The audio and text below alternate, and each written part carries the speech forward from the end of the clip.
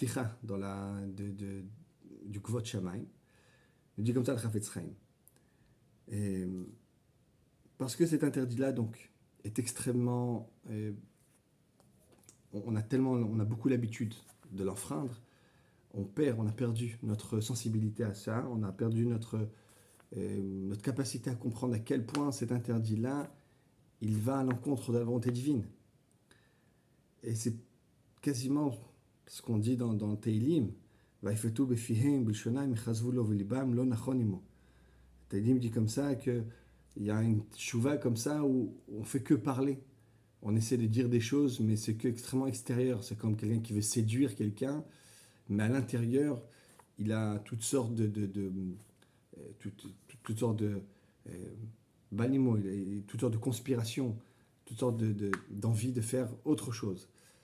Et apparemment, c'est comme ça, c'est-à-dire qu'on fait, nous on dit toutes sortes de choses, Kavod Hashem, Kavod Vaoz, on dit donner à Kadosh Baruch Hu ce Kavod là, alors que nous-mêmes, dans notre cœur, on est prêt encore à parler de Lashon Hara. Pour ça, comment, d'abord, il y a quelque chose qui est important à dire, c'est-à-dire qu'il est important, et là, il nous a dit, que une telle teshuva, on fait pas, lorsqu'on on apprend de regretter, mais le jour même on revient, et c'est un petit peu décourageant, parce que vraiment on sait nous-mêmes qu'on essaie de se renforcer, et puis dès qu'il y a une occasion, on n'est pas toujours à la hauteur de l'épreuve.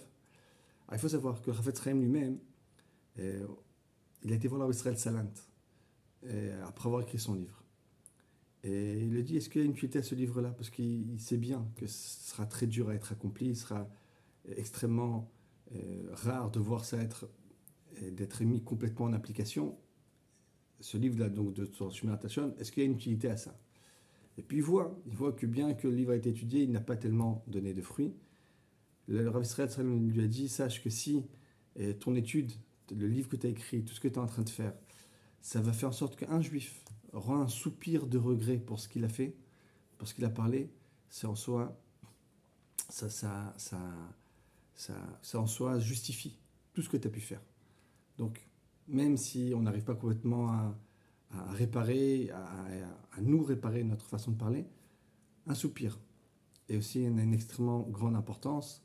Et c'est pour ça que cette étude-là, il faut sans arrêt la persévérer. Et même si on chute, savoir qu'on peut se remettre sur pied immédiatement. Shalom, shalom.